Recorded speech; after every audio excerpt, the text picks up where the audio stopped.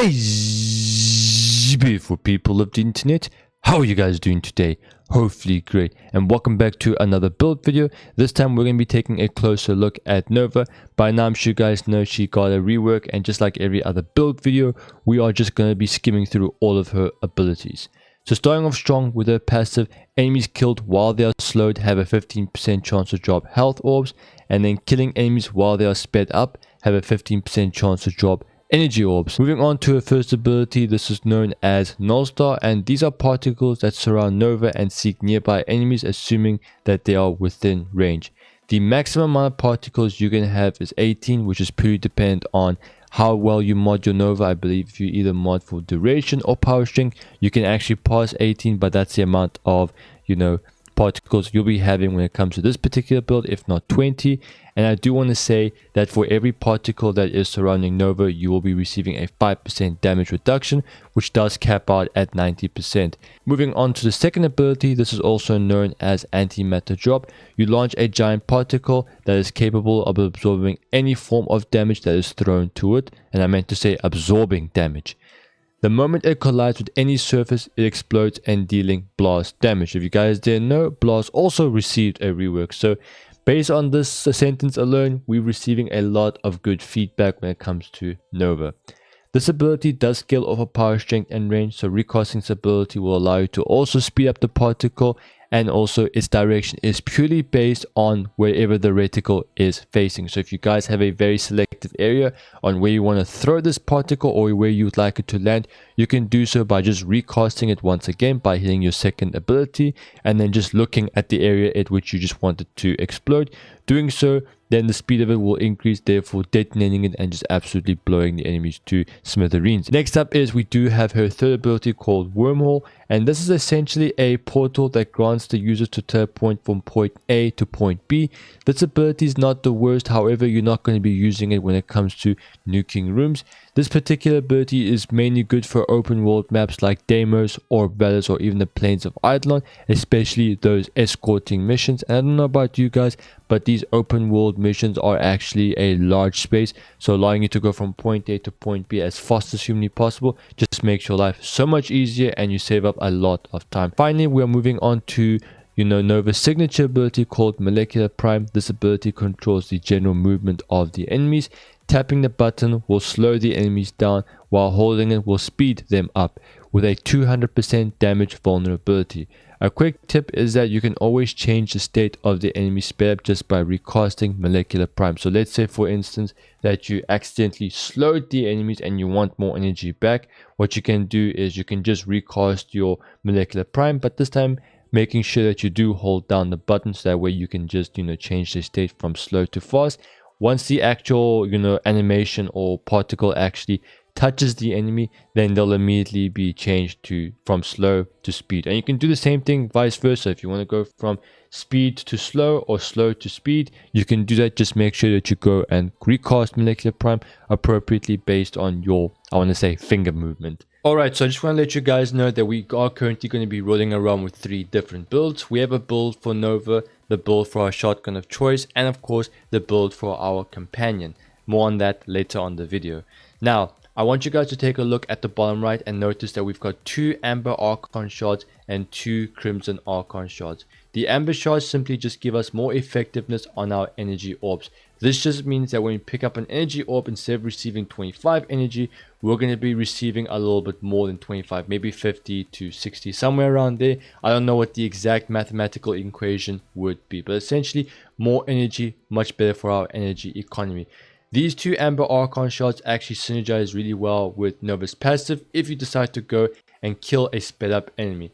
That, and also our particular build is actually going to be running on a negative efficiency. As you guys can tell, it is currently at 75% and not 100. And all this simply means is that our ability is going to be taking up 25% more energy than usual. So hence why we have a much better energy economy. Thanks to these Archon Shards and Nova's passive, we don't have to worry about that, and that's assuming that you are killing sped up enemies.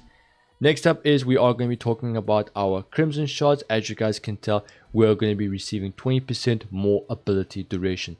This is actually very good because it actually increases your kills per second at a much higher rate, because at the end of the day, we are always going to be speeding up the enemies, and because we're going to be playing survival a lot of the times, it's just going to allow you to flood the room at a much higher rate.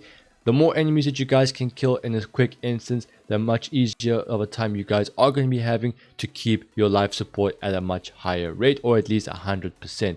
So having more duration just increases the area of effect for Molecular Prime. So here's the build for Nova. As you guys can tell, we have currently invested 2 Forma onto this build, and for the life of me, I can't exactly remember the initial Forma what I put onto it, but if I had to guess, it would either be a dash polarity for our aura or a white polarity for any one of these 3 mods. And the second Forma was towards our augment called Molecular Fission. More on how this augment works later on the video. Now, as for the mods themselves, as you guys can tell, for our aura, we are going to be adding corrosive projection and coaction drift to enhance our aura. Corrosive projection allows the enemies to start off with 18% less armor. With coaction drift, it's actually a little bit over 20%. I don't know what the math behind it is, but the point is the enemies are going to be starting off with less armor. Think of it as a debuff. The less armor the enemies have, the more damage you will go and deal. Next up is we are going to be talking about duration. As you guys can tell, we have currently added prime continuity to make sure that we've got more duration. The more duration we have, the greater the area of effect for Molecular Prime is. Next up is we are going to be adding streamline and prime flow for a much better energy economy, just because we don't want to get caught with our pants down. Streamline for more ability efficiency, and prime flow for a much bigger energy pool. Blind rage and transient fortitude along with molt augmented to increase our power strength. The more power strength we have, the greater the damage multiplier of antimatter drop is. As you guys can tell, this is without molt augmented. We are currently seeing at a 20.32 times projectile multiplier. Next up is we are going to be adding auger reach and stretch for a much bigger area of effect. And no, ranged is not affected by, Molecular Prime. The reason why we want to go and add more range is, once again, it is for our antimatter drop. If you didn't know, antimatter drop is the only reason why we're able to go and cause or nuke the entire room, or at least clear out the entire room. So make sure that you guys do have enough range, therefore you guys can go and reach the enemies. And once again, because our energy economy is at 75%, we are going to be slapping on Arcane Energize, just so we can go and replenish our energy. Therefore, we can always make sure that we have constant energy, and always assuming that we are killing sped up enemies. With this particular build, you always want to go and attack sped up enemies, just because of the fact that you can add a 200% damage multiplier or damage vulnerability to them. You can have constant energy. It also increases your KPS, so therefore you don't have to ever worry about life support being a problem, because the enemies are just going to flood the room. And on top of that, it's also fun just to see them, just start attacking you. However, it is quite risky, because during Steel Path, you will be encountering the Acolytes, and those Acolytes, if you're not paying attention, or at least don't take them out as soon as possible, they can really give you guys a hard time, if not kill you. And trust me, I'm no victim to that. And finally, we are going to be talking about Molecular Fission. Now, Molecular Fission is an augment for Molecular Prime, and enemies that are hit by your null stars are primed. Null star is your first ability, and then once those enemies are hit by your first ability, then if you decide to go and kill them, you'll then get one of your null stars itself back to you, and you have a chance of having them, 2 of them, to be restored in a single instance.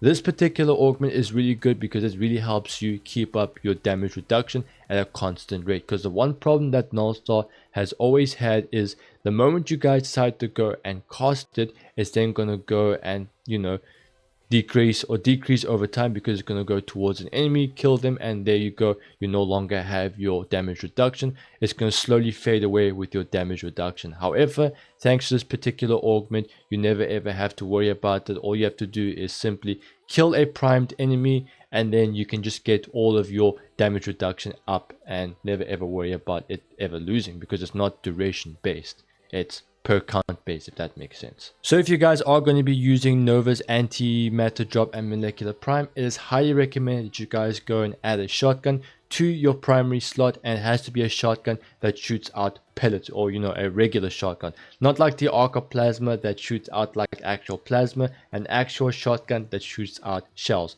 It doesn't matter which shotgun, as long as that particular condition is met. but at the end of the day, it does boil down to personal preference. But me, I'm going with the Kuva Hick, just because of the fact that it has a unique trait which allows me to shoot out of 4 barrels simultaneously if I decide to go and click down the wheel mouse button down.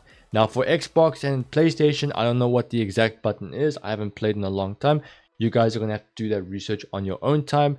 But essentially, I want to let you guys know that this build is purely based on raw damage and multi-shot. At the end of the day, when it comes to charging, the actual antimatter particle itself, it doesn't matter how much damage you guys decide to go and pump onto that actual particle. It has a cap of 25,000 damage. The only thing that is going to be affected is how quickly you decide to go and charge the particle itself. Now, as for the 2 mods such as Seeking Fury and Chilling Reload, I've added these particular 2 mods just because of the fact that the unique trait, even though it sounds cool and is very powerful, the only problem that we're going to be having is the moment I fire out 4 barrels, at the same time I am going to be reloading, and the reload speed is relatively slow. That's why we've added Seeking Fury and Chilling Reload, and of course Primary Merciless for an increase to our reload speed. The damage that does come with this particular arcane is always nice, but we don't really need it. If you guys would like to go and increase the damage of the particle itself, I highly recommend you guys go and add a helmet ability called Roar, or see if you guys can go and hit the enemies with 10 stacks of virals, then throw the charged particle at the enemies. Then you guys will be dealing a lot of damage. That's my recommendation to you guys, but given the current state of this particular video, we're just going to be rolling around with this particular loadout. Now as for the formas, I believe we've added 2 V's and 2 dashes. Therefore we can just go and add a lot of damage. But if you guys want this exact build, then you just have to go and add 3 Forma. But once again, how you guys are modding is pretty determined on your heart's content, your playstyle. I'm not going to stop you. This is just a blueprint on how I think you guys should go and mod. So as for our build for our companion, we are going to be using Carrier Prime. This has 0 Forma, and essentially I focused on this companion being a massive support to me because A, it needs to pick up the mods for me, attack the enemies, have some survivability, come back when it gets killed, and also heal me at the same time, but mostly just so it can go and hit the enemies with a whole bunch of status procs, therefore allowing me to go and deal even more damage. Sometimes it's either going to spread the damage or it's going to start hitting the enemies with a whole bunch of status procs. I'm kind of hoping that I can go and hit the enemies with viral most of the time, but at the end of the day, it's just going to allow me to deal even more damage. And of course, make sure that I do stay alive, and it stays alive and, accustomed to my laziness. Now as for the companion weapon of choice, we are going with the Hellstrom. Once again, no Forma attached, and this particular weapon is purely designed to go and hit the enemies with viral and radiation. Now the reason why I want to hit them with viral in particular is because viral, if you have 10 stacks of it, it's going to then boost our damage by 300%, and as far as I know, I think it is multiplicative. I'll have to do a little bit more research to go and clarify it, but I did do research. It's around 320 something percent. I don't know, I'm just going to stick to general figures. Now as for the mods, we are going to be rolling around with Rifle Elementus for more elemental damage, Vigilante Armaments for more multi-shot, Galvanized Altitude for even more stage chance, Malignant Force for more stage chance, Cryo Runs for more cold, Hammer Shot for even more stage chance. Don't worry about the crit damage, that's entirely redundant. And also Radiant Reload for even more, once again, more elemental damage. But at the same time, the reload speed is relatively good. And let me tell you, when you guys decide to go and attack enemies with and without the actual companion, the damage reduction or damage difference is huge. So we are currently in the Simulacrum, and this is where I'll be demonstrating how this particular loadout does perform. So I want you guys to take a note. I do have my companion with me, and I will definitely show you guys the difference in power. So what we're simply doing is spawning our dummy units, and then we want to go up to them like so, and then we're going to start priming them and wait until the ability takes full control. Once that is the case, go and activate our number 2 ability, start priming it, push the second ability, and as you guys can tell, the enemies have been completely wiped out. In fact, there's not a single atom remaining, if you get what I mean. Now, like I said, this damage is such a great difference because of the fact that I do have my companion with me. Now let me show you guys exactly the difference in power when I don't have Carrier Prime with me or any other companion with me. So once again, we're going to spawn in the enemies like so. Then pick up the energy orbs because you know abilities are useless if you don't have energy. Once again, prime the enemies. Wait until the ability takes full effect. Once that is the case, prime our, antimatter drop. As you guys can tell, they didn't die initially, but because we procced them with 1 stack of blast, it'll then take care of the remaining health of them. And just remember, this still is a powerful build whether you have your companion or don't. But answer this question for me: is there really such a thing as too much damage in Warframe? Ladies and gentlemen, I make some pretty awesome Warframe content, so if you guys would like to go from 0 to hero as fast as humanly possible, I highly recommend you guys go ahead and take a look at the rest of my videos. There'll be some links down in the description at the bottom, and of course there'll be some video suggestions to you guys at the top right. I highly recommend you guys go ahead and take a look at that if you guys want to get good at the game relatively quickly. I make some pretty awesome Warframe content, so go ahead and take a look at the rest of my videos. Do remember to leave a like on this video, and also do want to mention to you guys, if you guys would like to support me any further, I highly recommend you guys go ahead and take a look at the Amazon affiliate marketing. I do have the equipment I use, so if you guys would like to go and support me financially, I'm trying to go and do YouTube full time. I highly do appreciate if that is the case. Do remember to leave a like on this video. It always helps me out substantially. Spartan, click the subscribe button for more Warframe videos and streams. I make like a banana and split. See you guys in the next Warframe video. I'm out. Peace.